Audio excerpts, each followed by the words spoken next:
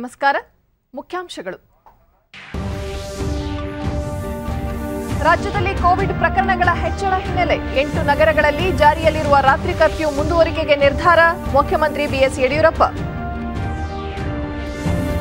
Covid ಸೋಂಕಿತರಿಗೆ ಚಿಕಿತ್ಸೆಯಲ್ಲಿ ಕೊರತೆಯಾಗದಂತೆ ಎಚ್ಚರಿಕೆ. 84,000 ಹೆಚ್ಚುವರಿ ರೆಮಿಡಿಸಿವಿಯರ್ ಡೋಸ್ಗಳ ಖರೀದಿಗೆ ತೀರ್ಮಾನ.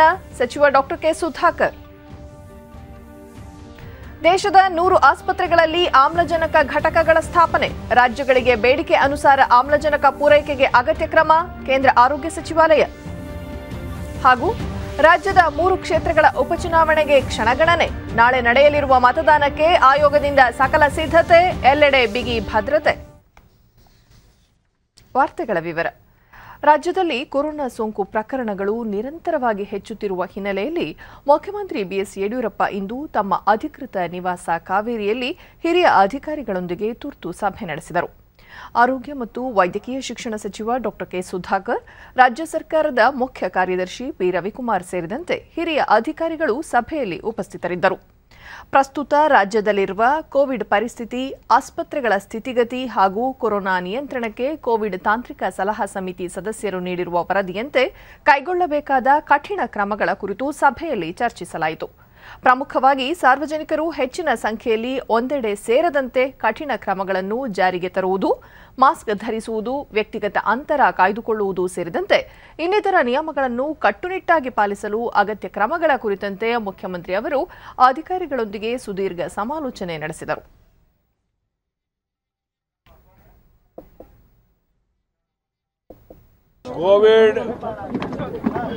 ಸಭೆಯ ಬಳಿಕ ಮುಖ್ಯಮಂತ್ರಿ ಬಿಎಸ್ ಯಡಿಯೂರಪ್ಪ ಅತಿ ಹೆಚ್ಚು ಸೋಂಕು ಪ್ರಕರಣಗಳಿರುವ 8 ನಗರಗಳಲ್ಲಿ ಇದೇ 20ರವರೆಗೆ ಕೊರೋನಾ ರಾತ್ರಿ ಕರ್ಫ್ಯೂ ಜಾರಿಯಲ್ಲಿದ್ದು, ಬಳಿಕವೂ ಇದನ್ನು ಇನ್ನಷ್ಟು ದಿನ ಮುಂದುವರಿಸಲು ನಿರ್ಧರಿಸಲಾಗಿದೆ.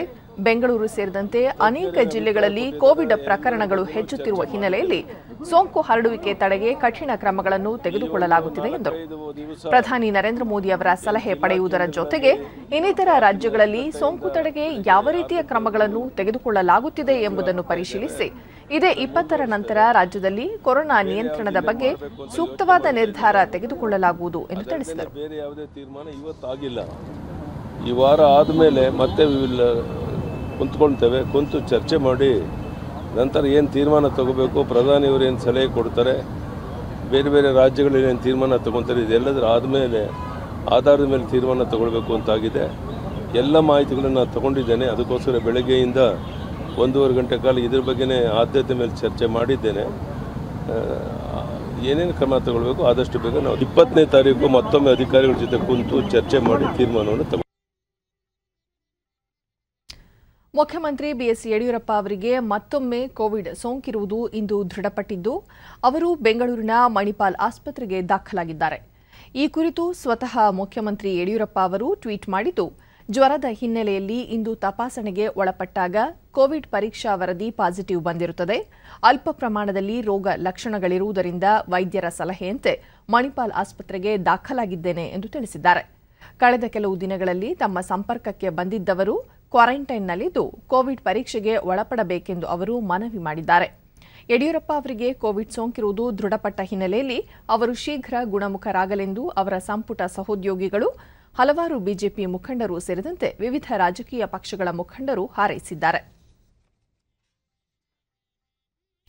ರಾಜಧಾನಿ ಬೆಂಗಳೂರು ಸೇರಿದಂತೆ ಅನೇಕ ಜಿಲ್ಲೆಗಳಲ್ಲಿ ಕೊರೋನಾ ಪ್ರಕರಣಗಳು ವ್ಯಾಪಕವಾಗಿ ಹೆಚ್ಚುತ್ತಿರುವ ಹಿನ್ನೆಲೆಯಲ್ಲಿ ಸೋಂಕು ತಡೆಗೆ ಅತ್ಯಂತ ಕಠಿಣ ನಿಯಮಗಳನ್ನು ಜಾರಿಗೊಳಿಸಲಾಗುತ್ತಿದೆ ಎಂದು ಆರೋಗ್ಯ ಮತ್ತು ವೈದ್ಯಕೀಯ ಶಿಕ್ಷಣ ಸಚಿವ ಡಾಕ್ಟರ್ ಕೆ ಸುಧಾಕರ್ ಬೆಂಗಳೂರಿನಲ್ಲಿಂದು ತಿಳಿಸಿದ್ದಾರೆ.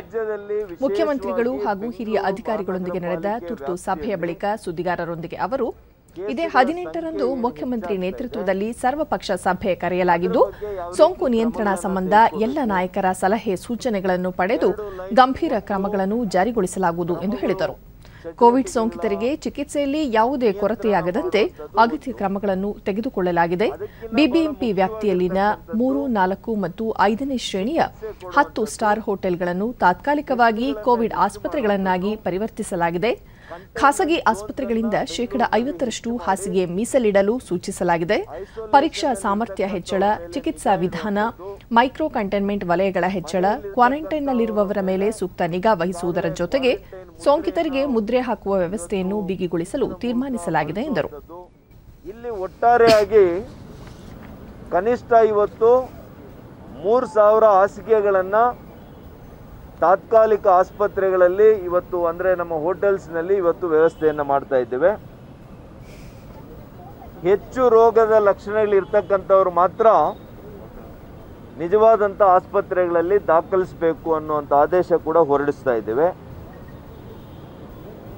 ಸರ್ಕಾರಿ ವೈದ್ಯಕೀಯ ಕಾಲೇಜುಗಳ ಆಸ್ಪತ್ರೆಗಳಲ್ಲಿ ಸರ್ಕಾರಿ ವೈದ್ಯಕೀಯ ಕಾಲೇಜು ಹಾಗೂ ಸರ್ಕಾರಿ ಆಸ್ಪತ್ರೆಗಳಲ್ಲಿ ತಲಾ 1,000 ಹಾಸಿಗೆಗಳನ್ನು ಕೋವಿಡ್ ರೋಗಿಗಳಿಗೆ ಕಾಯ್ದಿರಿಸುವುದು, ಖಾಸಗಿ ವೈದ್ಯಕೀಯ ಕಾಲೇಜುಗಳಲ್ಲಿ 5,000 ಹಾಸಿಗೆಗಳನ್ನು ಸೋಂಕಿತರಿಗಾಗಿ ಮೀಸಲಿರಿಸಲಾಗುತ್ತಿದ್ದು, ತೀವ್ರತರವಾಗಿ ಬಳಲುವ ರೋಗಿಗಳಿಗೆ ಮಾತ್ರ ಆಸ್ಪತ್ರೆಗಳಲ್ಲಿ ಚಿಕಿತ್ಸೆ ನೀಡಲಾಗುವುದು. ಉಳಿದಂತೆ ಕೊರೋನಾ ಲಕ್ಷಣವಿಲ್ಲದ ರೋಗಿಗಳಿಗೂ ತಾತ್ಕಾಲಿಕ ಚಿಕಿತ್ಸಾ ಕೇಂದ್ರಗಳಲ್ಲಿ ಚಿಕಿತ್ಸೆ ನೀಡಲಾಗುವುದು ಎಂದು ಹೇಳಿದರು. ರಾಜ್ಯದಲ್ಲಿ ಸದ್ಯಕ್ಕೆ ರೆಮಿಡಿಸಿವಿಯರ್ ಕೊರತೆ ಇಲ್ಲ. ಆದಾಗ್ಯೂ 84,000 ಹೆಚ್ಚುವರಿ ಡೋಸ್ಗಳ ಖರೀದಿಗೆ ಈಗಾಗಲೇ ಟೆಂಡರ್ ಕರೆಯಲಾಗಿದೆ ಎಂದು ತಿಳಿಸಿದ ಸಚಿವ ಸುಧಾಕರ್, ರಾಜ್ಯದಲ್ಲಿ ಆಮ್ಲಜನಕದ ಕೊರತೆ ಕೂಡ ಇಲ್ಲ. 5,000 ಆಮ್ಲಜನಕ ಸಿಲಿಂಡರ್ಗಳ ಬೇಡಿಕೆಯನ್ನು ಕೇಂದ್ರ ಸರ್ಕಾರಕ್ಕೆ ಸಲ್ಲಿಸಲು ನಿರ್ಧರಿಸಲಾಗಿದೆ. ಮುನ್ನೆಲೆ ಕಾರ್ಯಕರ್ತರನ್ನು ತಾತ್ಕಾಲಿಕವಾಗಿ 6 ತಿಂಗಳವರೆಗೆ ನೇರ ನೇಮಕಾತಿ ಮಾಡಿಕೊಳ್ಳಲಾಗುವುದು ಎಂದರು. ಬಿಬಿಎಂಪಿಯ ಪ್ರತಿ ವಾರ್ಡ್ಗಳಲ್ಲಿ ತಲಾ 1 ಆಂಬ್ಯುಲೆನ್ಸ್ ಇರಲಿದ್ದು, ಒಟ್ಟಾರೆ ಕೋವಿಡ್ ರೋಗಿಗಳಿಗೋಸ್ಕರ 400 ಆಂಬ್ಯುಲೆನ್ಸ್ಗಳನ್ನು ಉಚಿತ ಸೇವೆಗೆ ಬಳಸಲಾಗುತ್ತಿದೆ. ಕೋವಿಡ್ನಿಂದ ಮೃತಪಟ್ಟವರ ಶವ ಸಾಗಿಸಲು 49 ಶ್ರದ್ಧಾಂಜಲಿ ವಾಹನಗಳ ವ್ಯವಸ್ಥೆ ಒದಗಿಸಲಾಗಿದೆ. ಕೋವಿಡ್ ಸೋಂಕಿತರ ಚಿಕಿತ್ಸೆ ಹಾಗೂ ಮೃತಪಟ್ಟವರ ಅಂತ್ಯಕ್ರಿಯೆ ನೆರವೇರಿಸಲು ಯಾವುದೇ ರೀತಿಯ ಶುಲ್ಕ ಪಡೆಯುವ ಹಾಗಿಲ್ಲ. ಯಾರೂ ಕೂಡ ಯಾರಿಗೂ ಹಣ ನೀಡದಂತೆ ಮನವಿ ಮಾಡಲಾಗುವುದು ಎಂದು ಡಾ ಕೆ ಸುಧಾಕರ್ ತಿಳಿಸಿದರು. ಕೆಲವು ದಿನಗಳಲ್ಲಿ ಸಾವಿನ ಪ್ರಮಾಣ ಅಥವಾ ಸಾವನ್ನ ಯಾವ ರೀತಿ ವ್ಯವಹರಿಸಿದ್ದಾರೆ ಅದರ ಬಗ್ಗೆ ಕೂಡ ಗಂಭೀರವಾದಂಥ ಅಪಾದನೆ ಬಂದಿದ್ದರಿಂದ 49 ಆಂಬ್ಯುಲೆನ್ಸ್ಗಳು ಶ್ರದ್ಧಾಂಜಲಿ ಆಂಬ್ಯುಲೆನ್ಸ್ಗಳಾಗಿ ಮಾರ್ಪಡಿಸಿ 49 ಶ್ರದ್ಧಾಂಜಲಿ ವ್ಯಾನ್ಸ್ ಇರುತ್ತೆ. ಇದೆಲ್ಲವೂ ಕೂಡ ಉಚಿತವಾಗಿ ಯಾರು ಸಾವಾಗಿರ್ತಕ್ಕಂಥ ಮೃತ ವ್ಯಕ್ತಿಯನ್ನು ಅವರ ಅಂತಿಮ ಸಂಸ್ಕಾರ ಮಾಡಲಿಕ್ಕೆ ಉಚಿತವಾಗಿ ಈ ಹರ್ ವೆಹಿಕಲ್ಸನ್ನು ಉಪಯೋಗ ಮಾಡ್ತಾ ಇದ್ದೇವೆ. ಅದೇ ರೀತಿ ಇವತ್ತು ಶವ ಸಂಸ್ಕಾರಕ್ಕೆ ಕೂಡ ಯಾವುದೇ ಹಣವನ್ನು ಯಾರೂ ಕೂಡ ಅವ್ರ ಮನೆಯವರು ಕಟ್ಟೋ ಹಾಗಿಲ್ಲ, ಅದು ಕೂಡ ಉಚಿತ ಮಾಡಿದ್ದೇವೆ. ಚಿಕಿತ್ಸೆಯನ್ನು ಕೂಡ ಉಚಿತ ಮಾಡಿದ್ದೇವೆ. ಭಾಳ ಮುಖ್ಯವಾಗಿ ಬೇಕಾಗಿರ್ತಕ್ಕಂತಹ ರೆಮಿಡಿಸಿವಿರ್ ಈ ಒಂದು ವಯಲ್ಸನ್ನು ಕೂಡ ಈಗಾಗಲೇ 30,000ಕ್ಕೂ ಹೆಚ್ಚು ವಯಲ್ ಸರ್ಕಾರದ ದಾಸ್ತಾನಲ್ಲಿದೆ, ಕೊರತೆ ಆಗಿಲ್ಲ. ಇದರ ಹೊರತಾಗಿ ಕೂಡ 80,000 ವಯಲ್ಸ್ಗೆ ಹೊಸದಾಗಿ ಖರೀದಿ ಮಾಡಲಿಕ್ಕೆ ಟೆಂಡರ್ ಕೂಡ ಮಾಡಿದ್ದೇವೆ. ಅದು ಇವತ್ತು ಇಲ್ಲ ನಾಳೆ ಅಂತಿಮ ಮಾಡ್ತೇವೆ. ಇದು ತೆಗೆದುಕೊಂಡ ಮೇಲೆ ಖಾಸಗಿ ಆಸ್ಪತ್ರೆಗಳ ಅವರಿಗೆ ಅಗತ್ಯ ಎಷ್ಟಿದೆ ಅವ್ರಿಗೂ ಕೂಡ ಸರಬರಾಜು ಮಾಡುವಂಥ ಕೆಲಸ ಮಾಡ್ತೇವೆ. ಕೋವಿಡ್ ತಡೆಗೆ ಕೈಗೊಳ್ಳಬಹುದಾದ ಕ್ರಮಗಳ ಕುರಿತು ಬಿಬಿಎಂಪಿ ಪೂರ್ವ ವಲಯದ 7 ವಿಧಾನಸಭಾ ಕ್ಷೇತ್ರಗಳ 56 ವಾರ್ಡ್ಗಳ ಶಾಸಕರು ಹಾಗೂ ಪಾಲಿಕೆ ಸದಸ್ಯರ ಸಭೆ ವಸತಿ ಸಚಿವ ವಿ ಸೋಮಣ್ಣ ಅವರ ಅಧ್ಯಕ್ಷತೆಯಲ್ಲಿಂದು ನಡೆಯಿತು. ಬಳಿಕ ಸುದ್ದಿಗಾರರೊಂದಿಗೆ ಅವರು ತೀವ್ರಗತಿಯಲ್ಲಿ ಹರಡುತ್ತಿರುವ ಕೋವಿಡ್-19 ಸೋಂಕು ತಡೆಗಟ್ಟಲು ಸರ್ಕಾರ ಸನ್ನದ್ಧ ಸ್ಥಿತಿಯಲ್ಲಿದೆ. ಕಳೆದ ವರ್ಷಕ್ಕಿಂತ ಹೆಚ್ಚಿನ ಸೌಲಭ್ಯಗಳನ್ನು ಸೃಷ್ಟಿಸಲಾಗುತ್ತಿದೆ. ಮಾದರಿಗಳ ಪರೀಕ್ಷೆ ಪ್ರಮಾಣ ದುಪ್ಪಟ್ಟುಗೊಳಿಸಲಾಗಿದೆ. ಪ್ರತಿ ವಿಧಾನಸಭಾ ಕ್ಷೇತ್ರದಲ್ಲಿ ಕೋವಿಡ್ ನಿಯಂತ್ರಣ ಕೊಠಡಿ, ಪ್ರತಿ ವಾರ್ಡ್ನಲ್ಲಿ ತಲಾ 2 ಜ್ವರ ಪರೀಕ್ಷೆ ಕೇಂದ್ರ, ಕೋವಿಡ್ ಕೇರ್ ಸೆಂಟರ್ ತೆರೆಯಲು ನಿರ್ಧರಿಸಲಾಗಿದೆ ಎಂದು ತಿಳಿಸಿದರು. ಪ್ರತಿ ವಾರ್ಡ್ಗೆ 2 ಆಂಬ್ಯುಲೆನ್ಸ್ ಹಾಗೂ ಟೆಂಪೋ ಟ್ರಾವೆಲ್ಗಳನ್ನು ಮೀಸಲಿರಿಸಲಾಗುವುದು. ಖಾಸಗಿ ಆಸ್ಪತ್ರೆಗಳು ಕೋವಿಡ್ ರೋಗಿಗಳಿಗೆ ಹಾಸಿಗೆ ಕಾಯ್ದಿರಿಸುವ ಬಗ್ಗೆ ಶೀಘ್ರ ನಿರ್ಧರಿಸಲಾಗುವುದು. ಶಿವಾಜಿನಗರ ಕ್ಷೇತ್ರದಲ್ಲಿ 180 ಹಾಸಿಗೆಗಳ ಚಿಕಿತ್ಸಾ ಕೇಂದ್ರವನ್ನು ತೆರೆಯಲಾಗುವುದು ಎಂದು ಸಚಿವರು ಮಾಹಿತಿ ನೀಡಿದರು. ಶಾಸಕರಾದ KJ George, Haris, Byrathi Suresh, Akhanda Srinivas, BBMP ಮುಖ್ಯ ಆಯುಕ್ತ ಗೌರವ್ ಗುಪ್ತಾ ಮತ್ತಿತರರು ಭಾಗಿಯಾಗಿದ್ದರು. ಇದನ್ನು ನಾವು ಅವಾಯ್ಡ್ ಮಾಡಿದ್ವಿ. ಅದನ್ನು ಇವತ್ತು ಕೂಡ ಪ್ರಾರಂಭ ಮಾಡೋದಕ್ಕೆ ಕ್ವಾರಂಟೈನ್ ಮಾಡಬೇಕಾದ್ರೆ ಅವ್ರ ಮನೆಗಳಲ್ಲಿ ಸವಲತ್ತಿದ್ರೆ ಡಿಸೀಸು ಎಷ್ಟು ಮಟ್ಟಿಗಿದೆ ಅನ್ನೋದಕ್ಕಿಂತ ಹೆಚ್ಚಾಗಿ ತೊಂದರೆ ಆದರೆ ನಾವು ಇನ್ನು ಮುಂದೆ ಚಿಂತನೆ ಮಾಡ್ತಾ ಇದ್ದಾರೆ. ಆಯುಕ್ತರು, ಮುಖ್ಯಮಂತ್ರಿಗಳು ಕೂಡ ಅದಕ್ಕೆ ಸೂಚನೆ ಕೊಟ್ಟಿದ್ದಾರೆ. ಬೆಳಿಗ್ಗೆನೆ ಕರೆದು ಎಲ್ಲೆಲ್ಲಿ ಅವಶ್ಯಕತೆ ಇದ್ದು ನಿಮಗೆ ಆಸ್ಪತ್ರೆಗಳು ತೊಂದರೆ ಆದರೆ ಆ ಸ್ಥಳೀಯವಾಗಿರ್ತಕ್ಕಂಥ ಹೋಟೆಲ್ಗಳನ್ನು ಕೂಡ ಉಪಯೋಗ ಮಾಡಿಕೊಳ್ಳಿ ಅನ್ನೋ ಸೂಚನೆಯನ್ನು ಮುಖ್ಯಮಂತ್ರಿಗಳು ಕೊಟ್ಟಿದ್ದಾರೆ. ಆಂಬುಲೆನ್ಸ್ಗಳು ಏನಾಗಿತ್ತು, ನಮ್ಮಲ್ಲಿ ವಾರ್ಡ್ ಒಂದಿತ್ತು, ಅದನ್ನು ಎರಡೆರಡು ಮಾಡೋದು ಅಂತ ಮಾಡಿದ್ವಿ. ಅದು ಏನು ವಿತ್ ಫೆಸಿಲಿಟೀಸ್. ಟಿಗಳು ನಾವು ತಗೋತಾ ಇಲ್ಲ ಸರ್, ಅದನ್ನು ಮಾಡ್ತಾ ಇದ್ವಿ. 24x7 ಆಯಾ ಇದನ್ನ ಅಲ್ಲಲ್ಲೇ ಕ್ಷೇತ್ರವಾರು ಕೆಲಸ ಮಾಡೋದಕ್ಕೆ ಅಧಿಕಾರಿಗಳಿಗೆ ನಾವು ಜವಾಬ್ದಾರಿಯನ್ನು ವಹಿಸಿದ್ದೀವಿ.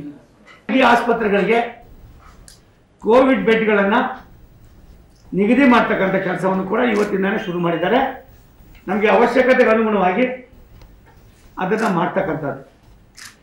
ಸ್ವಲ್ಪ ಬಡವರು ಜಾಸ್ತಿ ಇರ್ತಕ್ಕಂಥದ್ದು ಶಿವಾಜಿನಗರ, ಸರ್ವಜ್ಞನಗರ, ಪುಲಕೇಶಿ ನಗರ ಇವೆಲ್ಲರೂ ಕೂಡ ಒಂದು ರೀತಿ ಕೊನೆ ಹಂತದ ನನ್ನ ಅಣ್ಣ ತಮ್ಮದಿರೋದು.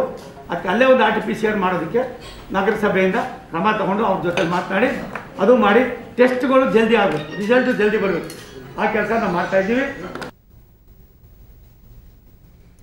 ಕೋವಿಡ್-19 ಪರಿಸ್ಥಿತಿ ಕುರಿತು ಲೋಕಸಭಾ ಸ್ಪೀಕರ್ ಓಂ ಬಿರ್ಲಾ ಅವರು ಬರುವ ಸೋಮವಾರದಂದು ಶಾಸಕಾಂಗ ಸಂಸ್ಥೆಗಳ ಪ್ರಧಾನ ಅಧಿಕಾರಿಗಳೊಂದಿಗೆ ವರ್ಚುವಲ್ ಮೂಲಕ ಸಭೆ ನಡೆಸಲಿದ್ದಾರೆ.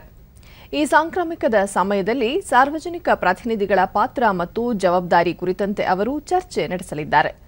ರಾಜ್ಯ ವಿಧಾನಸಭೆಗಳ ಪ್ರಧಾನ ಅಧಿಕಾರಿಗಳಲ್ಲದೆ ಸಂಸದೀಯ ವ್ಯವಹಾರಗಳ ಸಚಿವರು, ರಾಜ್ಯ ವಿಧಾನಸಭೆಗಳಲ್ಲಿನ ಪ್ರತಿಪಕ್ಷದ ನಾಯಕರೂ ಸಹ ಈ ಸಭೆಯಲ್ಲಿ ಭಾಗವಹಿಸಲಿದ್ದಾರೆ.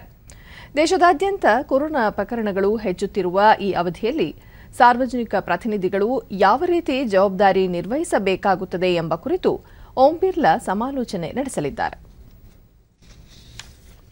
ಕೋವಿಡ್-19 ಆತಂಕದಿಂದಾಗಿ ಸಾರ್ವಜನಿಕರು ಅಗತ್ಯ ವಸ್ತುಗಳ ತುರ್ತು ಖರೀದಿಗೆ ಮುಂದಾಗಿ ಹೆಚ್ಚಿನ ದಾಸ್ತಾನು ಸಂಗ್ರಹಿಸಿಟ್ಟುಕೊಳ್ಳುತ್ತಿರುವುದರಿಂದ ಈ ಬಗ್ಗೆ ಅವರಲ್ಲಿ ಜಾಗೃತಿ ಮೂಡಿಸುವಂತೆ ಎಲ್ಲ ರಾಜ್ಯಗಳಿಗೆ ಕೇಂದ್ರ ಸೂಚಿಸಿದೆ.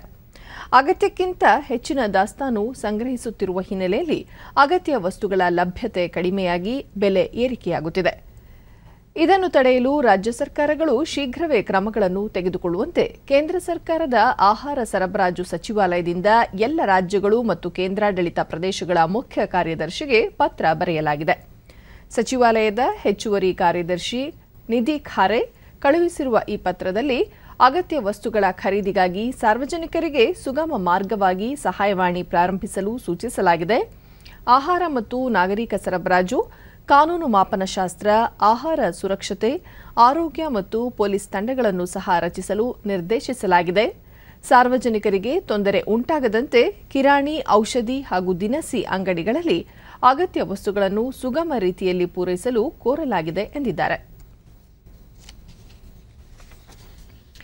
ಪ್ರಧಾನಮಂತ್ರಿಗಳ ನಾಗರಿಕ ಸಹಾಯ ಮತ್ತು ತುರ್ತು ಪರಿಸ್ಥಿತಿಗಳಲ್ಲಿ ಪರಿಹಾರ ನಿಧಿ ಪಿಎಂ ಕೇರ್ಸ್ ಅಡಿ ದೇಶದ 100 ಆಸ್ಪತ್ರೆಗಳು ತಮ್ಮದೇ ಆದ ಆಮ್ಲಜನಕ ಘಟಕವನ್ನು ಹೊಂದಲಿವೆ ಎಂದು ಕೇಂದ್ರ ಆರೋಗ್ಯ ಸಚಿವಾಲಯ ತಿಳಿಸಿದೆ.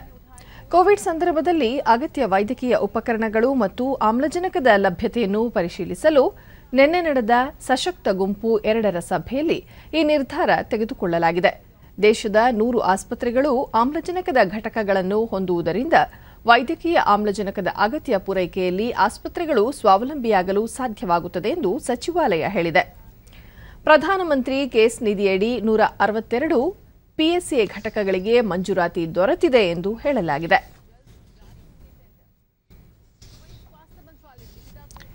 ದೇಶದಲ್ಲಿ ಆಮ್ಲಜನಕದ ಸಂಗ್ರಹ ಸಾಕಷ್ಟು ಪ್ರಮಾಣದಲ್ಲಿದ್ದು ಯಾವುದೇ ಕೊರತೆಯುಂಟಾಗಿಲ್ಲ ಎಂದು ಕೇಂದ್ರ ಆರೋಗ್ಯ ಮತ್ತು ಕುಟುಂಬ ಕಲ್ಯಾಣ ಸಚಿವಾಲಯ ಸ್ಪಷ್ಟಪಡಿಸಿದೆ. ಕೋವಿಡ್-19 ಸೋಂಕು ಹೆಚ್ಚುತ್ತಿರುವ ಹಿನ್ನೆಲೆಯಲ್ಲಿ ಆಮ್ಲಜನಕದ ಬೇಡಿಕೆ ದ್ವಿಗುಣವಾಗಿದೆ. ಈ ಹಿನ್ನೆಲೆಯಲ್ಲಿ ಸ್ಪಷ್ಟನೆ ನೀಡಿರುವ ಸಚಿವಾಲಯ ಪ್ರಸ್ತುತ ದೇಶದಲ್ಲಿ 50,000 ಮೆಟ್ರಿಕ್ ಟನ್ ವೈದ್ಯಕೀಯ ಆಮ್ಲಜನಕದ ಸಂಗ್ರಹವಿದೆ ಎಂದು ತಿಳಿಸಿದೆ. ದೇಶದ ದೈನಂದಿನ ಆಮ್ಲಜನಕ ಉತ್ಪಾದನಾ ಸಾಮರ್ಥ್ಯ 7,000 ಮೆಟ್ರಿಕ್ ಟನ್ಗಳಷ್ಟಿದ್ದು ಇದನ್ನು ವಿಸ್ತರಿಸಲಾಗುತ್ತಿದೆ. ಆದರೂ ಬೇಡಿಕೆ ಹೆಚ್ಚುತ್ತಿರುವ ಹಿನ್ನೆಲೆಯಲ್ಲಿ ರಾಜ್ಯ ಸರ್ಕಾರಗಳು ವಿವೇಚನೆ ಮೇರೆಗೆ ಆಮ್ಲಜನಕ ಬಳಸಬೇಕು ಎಂದು ಕೇಂದ್ರ ಸೂಚನೆ ನೀಡಿದೆ. ಸೋಂಕು ಹೆಚ್ಚಿರುವ ರಾಜ್ಯಗಳಿಗೆ ಬೇಡಿಕೆ ಅನುಸಾರ ಆಮ್ಲಜನಕ ಪೂರೈಸಲು ಅಗತ್ಯ ಕ್ರಮ ಕೈಗೊಳ್ಳಲಾಗಿದೆ. ಘಟಕಗಳಲ್ಲಿ ಲಭ್ಯವಿರುವ ಆಮ್ಲಜನಕದ ಪ್ರಮಾಣ ಹಾಗೂ ರಾಜ್ಯಗಳ ಅಗತ್ಯತೆ ಕುರಿತು ರೂಪುರೇಷೆ ಸಿದ್ಧಪಡಿಸಲಾಗುತ್ತಿದೆ ಎಂದು ಇಲಾಖೆ ತಿಳಿಸಿದೆ. ದೇಶಾದ್ಯಂತ ಕೋವಿಡ್ ಪ್ರಕರಣಗಳ ಹೆಚ್ಚಳದ ಹಿನ್ನೆಲೆಯಲ್ಲಿ ಭಾರತದ ಪುರಾತತ್ವ ಸಮೀಕ್ಷೆ ಅಡಿಯಲ್ಲಿರುವ ಎಲ್ಲ ಕೇಂದ್ರೀಕೃತ ಸಂರಕ್ಷಿತ ಸ್ಮಾರಕಗಳು ಮತ್ತು ವಸ್ತು ಸಂಗ್ರಹಾಲಯಗಳನ್ನು ಮುಂದಿನ ತಿಂಗಳ 15ರವರೆಗೆ ತಕ್ಷಣದಿಂದ ಜಾರಿಗೆ ಬರುವಂತೆ ಬಂದ್ ಮಾಡಲಾಗಿದೆ. ಪ್ರಸ್ತುತ ಕೋವಿಡ್ ಪರಿಸ್ಥಿತಿ ಗಮನದಲ್ಲಿಟ್ಟುಕೊಂಡು ಎಲ್ಲ ಪ್ರವಾಸಿ ತಾಣಗಳ ವೀಕ್ಷಣೆಗೆ ಸಾರ್ವಜನಿಕರಿಗೆ ನಿರ್ಬಂಧ ವಿಧಿಸಲಾಗಿದೆ ಎಂದು ಕೇಂದ್ರ ಸಂಸ್ಕೃತಿ ಮತ್ತು ಪ್ರವಾಸೋದ್ಯಮ ಸಚಿವ ಪ್ರಹ್ಲಾದ್ ಸಿಂಗ್ ಪಟೇಲ್ ಟ್ವೀಟ್ನಲ್ಲಿ ತಿಳಿಸಿದ್ದಾರೆ.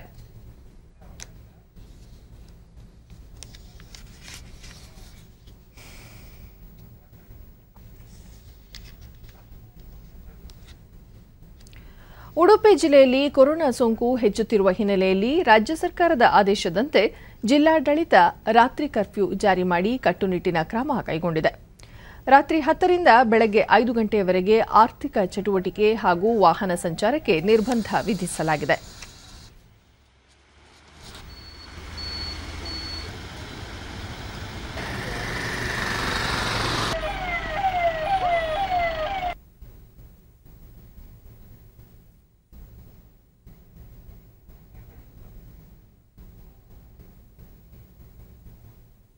ಜಿಲ್ಲೆಯಲ್ಲಿ ನೈಟ್ ಕರ್ಫ್ಯೂ ಡಿಡಿ ನ್ಯೂಸ್ನೊಂದಿಗೆ ಜಿಲ್ಲಾಧಿಕಾರಿ ಜಿ ಜಗದೀಶ್, ನಗರ ವ್ಯಾಪ್ತಿಯಲ್ಲಿ ಮಾತ್ರ ರಾತ್ರಿ ಕರ್ಫ್ಯೂ ಜಾರಿಗೊಳಿಸಲಾಗಿದ್ದು ಸಾರ್ವಜನಿಕರಿಂದ ಉತ್ತಮ ಸ್ಪಂದನೆ ವ್ಯಕ್ತವಾಗುತ್ತಿದೆ. ಚೆಕ್ಪೋಸ್ಟ್ಗಳನ್ನು ಅಳವಡಿಸಿ ವಾಹನಗಳ ಅನಗತ್ಯ ಓಡಾಟಕ್ಕೆ ಕಡಿವಾಣ ಹಾಕಲಾಗಿದೆ. ತುರ್ತು ಅಗತ್ಯ ಸೇವೆಗಳಿಗೆ ಮಾತ್ರ ಅನುಮತಿ ನೀಡಲಾಗಿದೆ ಎಂದು ಹೇಳಿದರು. ನಗರಸಭಾ ವ್ಯಾಪ್ತಿಯಲ್ಲಿ ಮಾತ್ರ ನಾವು ಕರೋನಾ ಕರ್ಫ್ಯೂವನ್ನು ನೈಟ್ ಕರ್ಫ್ಯೂವನ್ನು ಹಾಕಿದ್ದೇವೆ. ಹಾಗಾಗಿ ಉಡುಪಿ ನಗರಸಭೆ ವ್ಯಾಪ್ತಿಯಲ್ಲಿ ಬರುವಂಥ ಮಣಿಪಾಲು ಮತ್ತು ಉಡುಪಿ ಮಲ್ಪೆ ಈ ಭಾಗದಲ್ಲಿ ಕರೋನಾ ಕರ್ಫ್ಯೂ ಇರ್ತದೆ. ಹಾಗಾಗಿ ಸಾರ್ವಜನಿಕರು ಈಗಾಗಲೇ ನಗರಸಭೆ ವ್ಯಾಪ್ತಿಯಲ್ಲಿ ಅದನ್ನು ಭಾಳ ಚೆನ್ನಾಗಿ ಪಾಲನೆ ಮಾಡ್ತಾ ಇದ್ದಾರೆ. ಬೇರೆ ಊರುಗಳಿಂದ ಬರುವಂಥ ಕೆಲವೊಂದು ವೆಹಿಕಲ್ಗಳು ಬರ್ತಾ ಇದ್ದಾರೆ. ಅವರಿಗೂ ನಾನು ಮನವಿ ಮಾಡ್ತೀನಿ, 10 ಗಂಟೆಯ ನಂತರ ನಮ್ಮ ನಗರಸಭೆ ವ್ಯಾಪ್ತಿಯಲ್ಲಿ ಯಾವುದೇ ವೆಹಿಕಲ್ಗಳು ಓಡಾಟಕ್ಕೆ ಅವಕಾಶ ಇರೋದಿಲ್ಲ, ಯಾವುದೇ ಆರ್ಥಿಕ ಚಟುವಟಿಕೆಗಳಿಗೆ ಅವಕಾಶ ಇರೋದಿಲ್ಲ. ಅದನ್ನು ಸಹಕರಿಸಬೇಕಂತ ಕೋರ್ತೀನಿ. ದೇಶದಲ್ಲಿ ಕಳೆದ 24 ಗಂಟೆಗಳಲ್ಲಿ 2,17,353 ಹೊಸ ಕೋವಿಡ್-19 ಪ್ರಕರಣಗಳು ವರದಿಯಾಗಿವೆ. 1,18,302 ಮಂದಿ ಚೇತರಿಸಿಕೊಂಡಿದ್ದು 1,185 ಮಂದಿ ಮೃತಪಟ್ಟಿದ್ದಾರೆ. ಇದರೊಂದಿಗೆ ದೇಶದಲ್ಲಿ ಒಟ್ಟು ಸೋಂಕಿತರ ಸಂಖ್ಯೆ 1,42,91,917ಕ್ಕೆ ಏರಿಕೆಯಾಗಿದೆ ಎಂದು ಕೇಂದ್ರ ಆರೋಗ್ಯ ಸಚಿವಾಲಯ ತಿಳಿಸಿದೆ.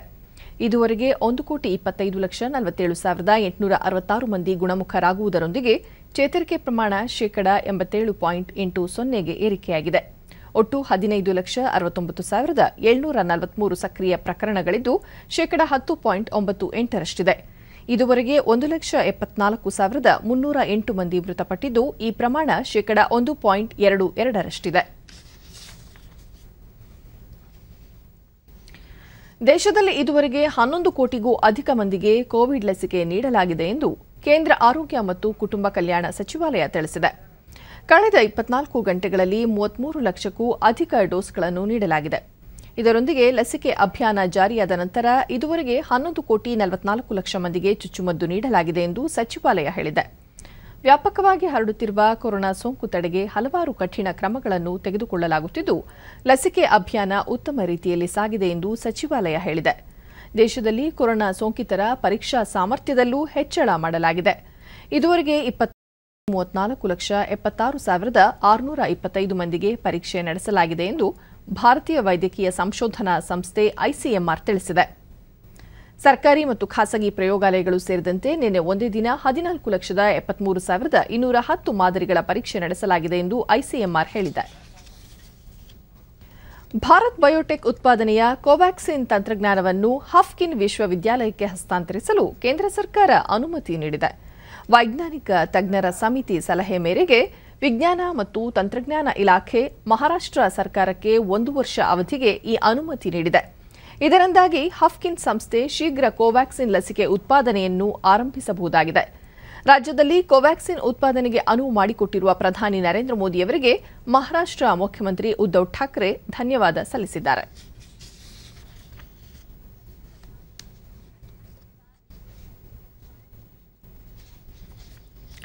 ಮೊದಲ ಕಂತಿನ ರಷ್ಯಾ ನಿರ್ಮಿತ ಕೋವಿಡ್-19 ಲಸಿಕೆ ಸ್ಪುಟ್ನಿಕ್ ವಿ ಈ ತಿಂಗಳಿನಲ್ಲಿ ಭಾರತಕ್ಕೆ ಬರಲಿದೆ. ರಷ್ಯಾದಲ್ಲಿರುವ ಭಾರತದ ರಾಯಭಾರಿ ಬಾಲ ವೆಂಕಟೇಶ್ ವರ್ಮಾ ಈ ಮಾಹಿತಿ ನೀಡಿದ್ದಾರೆ. ಭಾರತದಲ್ಲಿ ಲಸಿಕೆ ಉತ್ಪಾದನೆ ದಿನದಿಂದ ದಿನಕ್ಕೆ ಏರಿಕೆಯಾಗುತ್ತಿದ್ದು 1 ತಿಂಗಳಿಗೆ 5 ಕೋಟಿ ಡೋಸ್ಗೂ ಅಧಿಕ ಲಸಿಕೆ ತಯಾರಿಸುವ ಅಂದಾಜಿದೆ ಎಂದು ಅವರು ತಿಳಿಸಿದ್ದಾರೆ. ಭಾರತದ ರಷ್ಯಾ ಉಪರಾಯಭಾರಿ ರೋಮನ್ ಬಾಬುಷ್ಕಿನ್ ವಿಶೇಷ ಸಹಭಾಗಿತ್ವದಡಿ ರಷ್ಯಾ ಲಸಿಕೆಯ ತುರ್ತು ಬಳಕೆಗೆ ಭಾರತ ಅನುಮೋದನೆ ನೀಡಿರುವುದಾಗಿ ಬುಧವಾರ ಹೇಳಿದ್ದರು. ರಷ್ಯಾದ ಸ್ಪುಟ್ನಿಕ್ ವಿ ಲಸಿಕೆಗೆ ವಿಷಯ ತಜ್ಞರ ಸಮಿತಿ ತುರ್ತು ಬಳಕೆ ದೃಢೀಕರಣ ನೀಡಿತ್ತು. ಇದು ಭಾರತದಲ್ಲಿ ಅನುಮೋದನೆಯಾಗಿರುವ 3ನೇ ಲಸಿಕೆಯಾಗಿದೆ. ಜತೆಗೆ ಭಾರತ ಸ್ಪುಟ್ನಿಕ್ ವಿ ಲಸಿಕೆಯನ್ನು ಅನುಮೋದಿಸಿರುವ 60ನೇ ದೇಶವಾಗಿದೆ.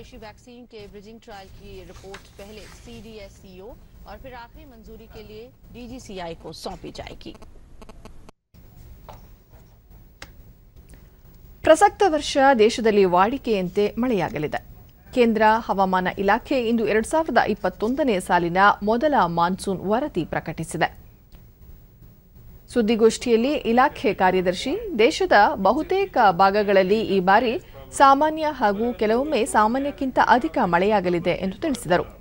98% ಮಳೆಯಾಗುವ ನಿರೀಕ್ಷೆ ಇದೆ. ನೈಋತ್ಯ ಮಾನ್ಸೂನ್ ಮಾರುತ ವಾಡಿಕೆಯಂತೆ ಮಳೆ ಸುರಿಸಲಿದೆ. ಎಲ್ ನಿನೋ ಪ್ರಭಾವ ದುರ್ಬಲವಾಗಿರುವುದರಿಂದ ಮಳೆ ಸುರಿಯಲು ಅನುಕೂಲವಾಗುತ್ತದೆ ಎಂದು ಅವರು ಮಾಹಿತಿ ನೀಡಿದರು.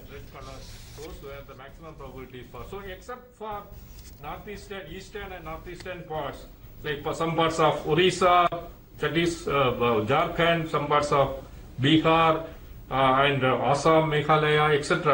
The remaining parts we are expecting either normal or above normal rainfall. And if you take it on Belagavi Lok Sabha ಕ್ಷೇತ್ರ, ಮಸ್ಕಿ ಹಾಗೂ ಬಸವಕಲ್ಯಾಣ ವಿಧಾನಸಭಾ ಕ್ಷೇತ್ರಗಳ ಉಪಚುನಾವಣೆಗೆ ನಾಳೆ ನಡೆಯಲಿರುವ ಮತದಾನಕ್ಕೆ ಚುನಾವಣಾ ಆಯೋಗ ಸಕಲ ಸಿದ್ಧತೆ ಮಾಡಿಕೊಂಡಿದೆ. ಮತದಾನ ಬೆಳಗ್ಗೆ 7ರಿಂದ ಸಂಜೆ 7ರವರೆಗೆ ನಡೆಯಲಿದ್ದು, ಕೋವಿಡ್ ಶಿಷ್ಟಾಚಾರಗಳನ್ನು ಕಟ್ಟುನಿಟ್ಟಾಗಿ ಪಾಲಿಸಲು ಆಯೋಗ ಕ್ರಮ ಕೈಗೊಂಡಿದೆ. ರಾಯಚೂರು ಜಿಲ್ಲೆಯ ಮಸ್ಕಿ ವಿಧಾನಸಭಾ ಕ್ಷೇತ್ರದ 305 ಮತಗಟ್ಟೆಗಳಲ್ಲಿ ನಾಳೆ ಮತದಾನ ನಡೆಯಲಿದೆ. ಅಂಗವಿಕಲರು ಹಾಗೂ ವೃದ್ಧರಿಗೆ ಅಂಚೆ ಮೂಲಕ ಮತದಾನಕ್ಕೆ ಅವಕಾಶ ಮಾಡಿಕೊಡಲಾಗಿದೆ.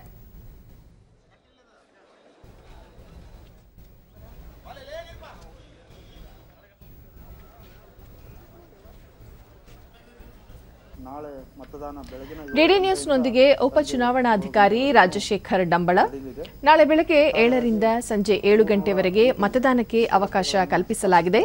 2 ಹಂತದಲ್ಲಿ ಸಿಬ್ಬಂದಿಗೆ ತರಬೇತಿ ನೀಡಿದ್ದು, ಅಗತ್ಯ ಸಲಕರಣೆಗಳು ಹಾಗೂ ಮತಯಂತ್ರಗಳನ್ನು ಪಡೆದು ಮತಗಟ್ಟೆಗಳಿಗೆ ತೆರಳಿದ್ದಾರೆ. ಚುನಾವಣಾ ಆಯೋಗದ ನಿರ್ದೇಶನದಂತೆ ಅರ್ಹರಿಗೆ ಅಂಚೆ ಮತದಾನಕ್ಕೆ ಅನುವು ಮಾಡಿಕೊಡಲಾಗಿದೆ ಎಂದು ತಿಳಿಸಿದರು. ಬೆಳಗಾವಿ ಲೋಕಸಭಾ ಉಪಚುನಾವಣೆ ಶಾಂತಿಯುತ ಮತದಾನಕ್ಕೆ ಆಯೋಗ ಸಕಲ ಸಿದ್ಧತೆ ಕೈಗೊಂಡಿದೆ. ಸಾಮಗ್ರಿಗಳನ್ನು ದೇವನಾಂಪ್ರಿಯ ಪ್ರಥಮ ದರ್ಜೆ ಕಾಲೇಜು ಮಸ್ಕಿ ಇಲ್ಲಿಂದ ಪಡೆದುಕೊಂಡು ಸಂಬಂಧಪಟ್ಟ ಮತಗಟ್ಟೆಗಳಿಗೆ ತೆರಳುತ್ತಾರೆ. 2 ಸಖಿ ಮತಗಟ್ಟೆಗಳನ್ನು ನಾವು ಸ್ಥಾಪಿಸಿರ್ತೇವೆ. ಒಂದು ಮಸ್ಕಿಯ ಮತಗಟ್ಟೆ ಸಂಖ್ಯೆ 85 ಹಾಗೂ ತುರ್ವೇಹಾಳದ ಮತಗಟ್ಟೆ ಸಂಖ್ಯೆ 213. ಒಟ್ಟಾರೆ 2,06,188 ಮತದಾರರಿರ್ತಾರೆ. ಇದರಲ್ಲಿ 14 ಜನ ಸೇವಾ ಮತದಾರರಿರ್ತಾರೆ. ಈ ಸಲದ ವಿಶೇಷ ಏನಂದರೆ, ಹಿರಿಯ ನಾಗರಿಕರಿಗೆ ಹಾಗೂ ಅಂಗವಿಕಲ ಮತದಾರರಿಗೆ ನಾವು ಪೋಸ್ಟಲ್ ಬ್ಯಾಲೆಟ್ ವ್ಯವಸ್ಥೆಯನ್ನು ಚುನಾವಣಾ ಆಯೋಗದ ನಿರ್ದೇಶನದ ಪ್ರಕಾರ ಮಾಡಿರ್ತೇವೆ. ಒಟ್ಟು 10 ಅಭ್ಯರ್ಥಿಗಳು ಸ್ಪರ್ಧಾ ಕಣದಲ್ಲಿದ್ದಾರೆ. 2,566 ಮತಗಟ್ಟೆಗಳನ್ನು ನಿರ್ಮಿಸಿದ್ದು, 1,283 ಮತಗಟ್ಟೆಗಳಲ್ಲಿ ವೆಬ್ ಕಾಸ್ಟಿಂಗ್ ವ್ಯವಸ್ಥೆ ಅಳವಡಿಸಲಾಗಿದೆ. 12,440 ವಿಶೇಷ ಚೇತನ ಮತದಾರರಿಗೆ ಸಹಾಯ ಮಾಡಲು 1,497 ಸ್ವಯಂ ಸೇವಕರನ್ನು ನಿಯೋಜಿಸಲಾಗಿದೆ. ಚುನಾವಣಾ ಆಯೋಗದ ಆದೇಶದಂತೆ ಕೋವಿಡ್-19 ಮುನ್ನೆಚ್ಚರಿಕಾ ಕ್ರಮಗಳನ್ನು ಕಟ್ಟುನಿಟ್ಟಾಗಿ ಪಾಲಿಸಲಾಗುತ್ತಿದೆ ಎಂದರು.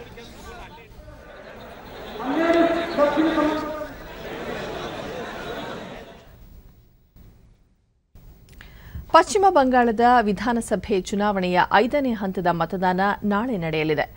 ಮತದಾನ ಶಾಂತಿಯುತವಾಗಿ ನಡೆಯುವಂತಾಗಲು ಚುನಾವಣಾ ಆಯೋಗ ಸಕಲ ಸಿದ್ಧತೆ ಮಾಡಿಕೊಂಡಿದೆ.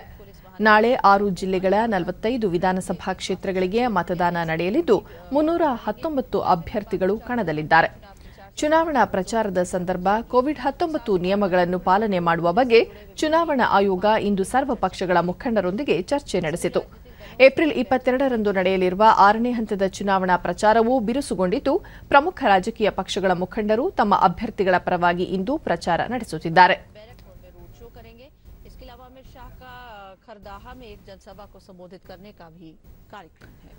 ಕೇಂದ್ರ ಗೃಹ ಸಚಿವ ಅಮಿತ್ ಶಾ ಇಂದು ತೆಹಟ್ಟಾದಲ್ಲಿ ನಡೆದ ಸಾರ್ವಜನಿಕ ಸಭೆಯಲ್ಲಿ ಪಾಲ್ಗೊಂಡು ದೇಶ ಕಾಯುವ ಕೆಲಸವನ್ನು ಬಿಜೆಪಿಯೊಂದೇ ಪರಿಣಾಮಕಾರಿಯಾಗಿ ಮಾಡಬಲ್ಲದು ಎಂದರು. ಬೈರಕ್ಪುರದಲ್ಲೂ ಅವರು ಪ್ರಚಾರ ನಡೆಸಿದರು.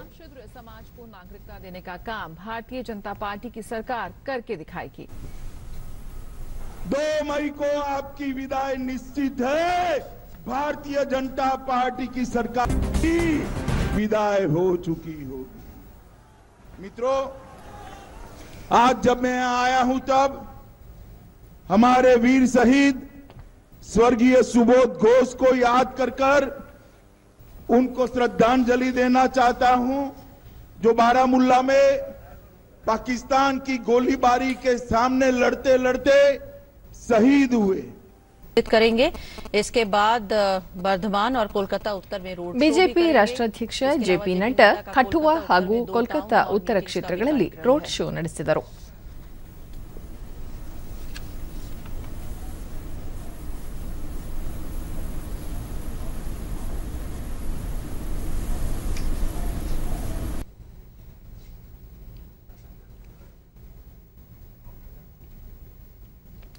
ಹುಬ್ಬಳ್ಳಿಯ ಪೆಟ್ರೋಲ್ ಬಂಕ್ನಲ್ಲಿ ಇತ್ತೀಚೆಗೆ ಸಂಭವಿಸಿದ ಬೆಂಕಿ ಅವಘಡ ತಪ್ಪಿಸಿರುವ ಅಲ್ಲಿನ ಸಿಬ್ಬಂದಿ ಎಲ್ಲರ ಮೆಚ್ಚುಗೆಗೆ ಪಾತ್ರರಾಗಿದ್ದಾರೆ.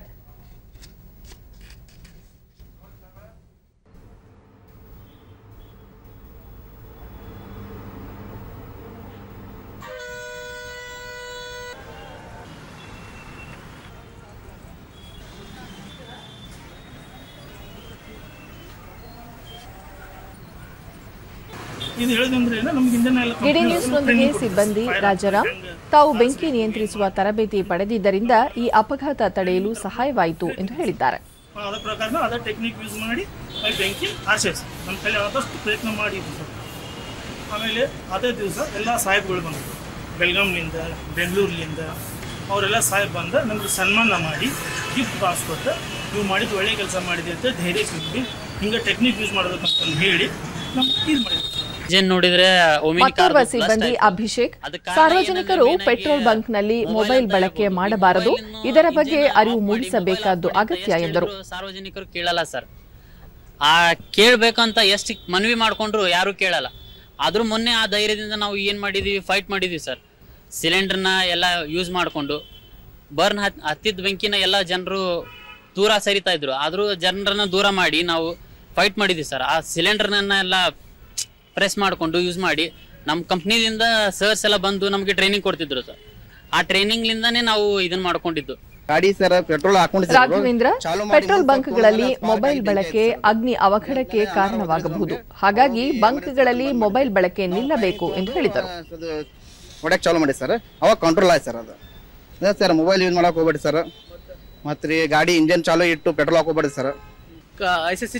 ಮತ್ತೋರ್ವ ವಿತರಕ ಗಣೇಶ್, ಬಂಕ್ನಲ್ಲಿ ಕೆಲಸ ಮಾಡುವ ಸಿಬ್ಬಂದಿಗೆ ತರಬೇತಿ ನೀಡಲಾಗಿರುತ್ತದೆ, ಇಂತಹ ಸಂದರ್ಭದಲ್ಲಿ ಅನಾಹುತ ತಪ್ಪಿಸಲು ಅದು ನೆರವಿಗೆ ಬಂದಿದೆ ಎಂದರು. ट्रेनिंग पूरी हम अपने कंपनी की तरफ से और थर्ड पार्टी की तरफ से हम हमारे कस्टमर अटेंड को दी गई है. इसका सही एग्जाम्पल जो परसों हमारे इंडी पेट्रोल पंप में जो इंसिडेंस हुआ, जिस तरीके से हमारा कस्टमर अटेंडेंट ने फाइट किया, that is a very appreciated that from our company chairman Mr. S.M. Moidya sir has appreciated. They called personally they thanked to our customer attendants, our dealers and all the working staffs who fought actually that firefighting. Bunk ಮಾಲೀಕ ಶಿವಾನಂದ್ ತಮ್ಮ ಸಿಬ್ಬಂದಿ ಬೆಂಕಿ ಅನಾಹುತ ತಪ್ಪಿಸಿರುವುದು ಎಲ್ಲರ ಮೆಚ್ಚುಗೆಗೆ ಪಾತ್ರವಾಗಿದೆ ಎಂದು ಶ್ಲಾಘಿಸಿದರು. ಯಾವುದೋ ವರ್ಕರ್ ಇರಲಿ ಯಾರಿರಲಿ ಅವ್ರ ಮೇಲೆ ಫೇತ್ ಇರ್ತೈತಿ, ಆಮೇಲೆ ಕಸ್ಟಮರ್ ಮೇಲೆ ಫೇತ್ ಐತಿ, ಆಮೇಲೆ ಕಂಪನಿ ಮೇಲೆ ಫೇತ್ ಐತಿ. ನಮಗೆ trusted customer, trusted company, trusted customers, trusted salesman ಇದಕ್ಕೆ ಭಾಳ ಅನುಕೂಲ ಐತಿ. ಜನರ ಕೋಆಪರೇಷನ್ ಭಾಳ ಐತಿ. ನಮಗೆ ನಾವು ಕಸ್ಟಮರ್ಗೆ ಭಾಳ ವ್ಯಾಲ್ಯೂ ಕೊಡ್ತೀವಿ. ಯಾರೇ ಎಂಪ್ಲಾಯ್ ಇದ್ರೂ ನಾವು ಭಾಳ ಅವರಿಗೆ ಮರ್ಯಾದೆ ಕೊಡ್ತೀವಿ. ಅದು ಮೊನ್ನೆ ಆಗಿದ್ದ ಘಟನೆ ಆಗಬಾರ್ದಾಗಿತ್ತು, ಆಗಿದೆ. ಅದಕ್ಕೆ ನಾವೇನು ನಮ್ಮಲ್ಲಿ ನಮ್ಮ ಸೇಲ್ಸ್ಮನ್ನಿಗೆ ಏನು ಟ್ರೈನಿಂಗ್ ಕೊಟ್ಟಿದ್ವಿ, ಕಂಪನಿಯಿಂದ ಏನು ಟ್ರೈನಿಂಗ್ ಕೊಟ್ಟಿದ್ರು, ಅದರಿಂದ ಉಪಯೋಗ ಆಗಿದೆ. ಕೊನೆಯಲ್ಲಿ ಮತ್ತೊಮ್ಮೆ ಮುಖ್ಯಾಂಶಗಳು. ರಾಜ್ಯದಲ್ಲಿ ಕೋವಿಡ್ ಪ್ರಕರಣಗಳ ಹೆಚ್ಚಳ ಹಿನ್ನೆಲೆ 8 ನಗರಗಳಲ್ಲಿ ಜಾರಿಯಲ್ಲಿರುವ ರಾತ್ರಿ ಕರ್ಫ್ಯೂ ಮುಂದುವರಿಕೆಗೆ ನಿರ್ಧಾರ, ಮುಖ್ಯಮಂತ್ರಿ ಬಿಎಸ್ ಯಡಿಯೂರಪ್ಪ. ಕೋವಿಡ್ ಸೋಂಕಿತರಿಗೆ ಚಿಕಿತ್ಸೆಯಲ್ಲಿ ಕೊರತೆಯಾಗದಂತೆ ಎಚ್ಚರಿಕೆ, 84,000 ಹೆಚ್ಚುವರಿ ರೆಮಿಡಿಸಿವಿಯರ್ ಡೋಸ್ಗಳ ಖರೀದಿಗೆ ತೀರ್ಮಾನ, ಸಚಿವ ಡಾಕ್ಟರ್ ಕೆ ಸುಧಾಕರ್. ದೇಶದ 100 ಆಸ್ಪತ್ರೆಗಳಲ್ಲಿ ಆಮ್ಲಜನಕ ಘಟಕಗಳ ಸ್ಥಾಪನೆ. ರಾಜ್ಯಗಳಿಗೆ ಬೇಡಿಕೆ ಅನುಸಾರ ಆಮ್ಲಜನಕ ಪೂರೈಕೆಗೆ ಅಗತ್ಯ ಕ್ರಮ. ಕೇಂದ್ರ ಆರೋಗ್ಯ ಸಚಿವಾಲಯ. ಹಾಗೂ ರಾಜ್ಯದ 3 ಕ್ಷೇತ್ರಗಳ ಉಪಚುನಾವಣೆಗೆ ಕ್ಷಣಗಣನೆ. ನಾಳೆ ನಡೆಯಲಿರುವ ಮತದಾನಕ್ಕೆ ಆಯೋಗದಿಂದ ಸಕಲ ಸಿದ್ಧತೆ. ಎಲ್ಲೆಡೆ ಬಿಗಿ ಭದ್ರತೆ. ನಮ್ಮ ವಾರ್ತಾ ಪ್ರಸಾರವನ್ನು ನೀವು ಡಿಡಿ ಚಂದನ ನ್ಯೂಸ್ ಯೂಟ್ಯೂಬ್ ಚಾನೆಲ್ನಲ್ಲೂ ವೀಕ್ಷಿಸಬಹುದು. ವೀಕ್ಷಕರೇ, ನಾನು ಈಗ ಸ್ಟುಡಿಯೋದಿಂದ ತೆರಳುತ್ತಿರುವ ಕಾರಣ ಮಾಸ್ಕ್ ಧರಿಸುತ್ತಿದ್ದೇನೆ. ನೀವು ಸಹ ಮನೆಯಿಂದ ಹೊರಹೋಗುವ ಮುನ್ನ ಸರಿಯಾದ ಕ್ರಮದಲ್ಲಿ ತಪ್ಪದೆ ಮಾಸ್ಕ್ ಧರಿಸಿ.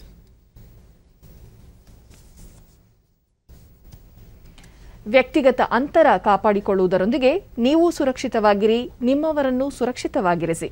ನೈರ್ಮಲ್ಯಕ್ಕೆ ಆದ್ಯತೆ ನೀಡುವುದರ ಜೊತೆಗೆ ಸೋಂಕು ತಡೆಗೆ 45 ವರ್ಷ ಮೇಲ್ಪಟ್ಟ ಎಲ್ಲರೂ ಕೋವಿಡ್-19 ಲಸಿಕೆ ಪಡೆಯಿರಿ. ನಮ್ಮ ಮುಂದಿನ ವಾರ್ತಾ ಪ್ರಸಾರ ಸಂಜೆ 7 ಗಂಟೆಗೆ. ನಮಸ್ಕಾರ.